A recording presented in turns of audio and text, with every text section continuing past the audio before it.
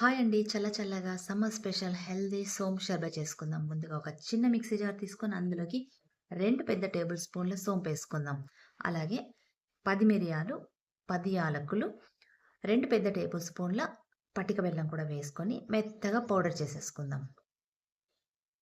ఇలా పౌడర్ చేసేసుకున్న దాన్ని జల్లించేసుకుందాం. దీనివల్ల డస్ట్, నలక లాంటిది ఏదైనా ఉన్నా కూడా పక్కన పోతుందనమాట. ఇలా జల్లించుకున్న తర్వాత ఈ పౌడర్‌ని మనము ఎయిర్ టైట్ కంటైనర్‌లో స్టోరేజ్ చేసుకోవడం వల్ల నెల రోజుల పాటు మనము వాడుకోవచ్చు.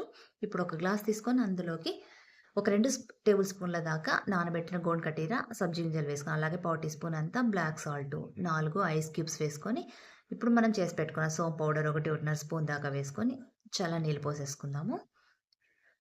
తర్వాత గార్నిష్ కోసం కొద్దిగా పుదీనా వేసేసుకుందాం. ఒకసారి అంతా కూడా మిక్స్ చేసేసుకొని చల్లగా తాగేయడమే. చూసారు కదా! పైన ఇష్టమైతే లెమన్ స్క్వీజ్ చేసేసుకోండి. టేస్ట్ అనేది అద్దిరిపోతుంది. ఇంకొక వీడియోతో మళ్ళీ కలుద్దాం. బాయ్.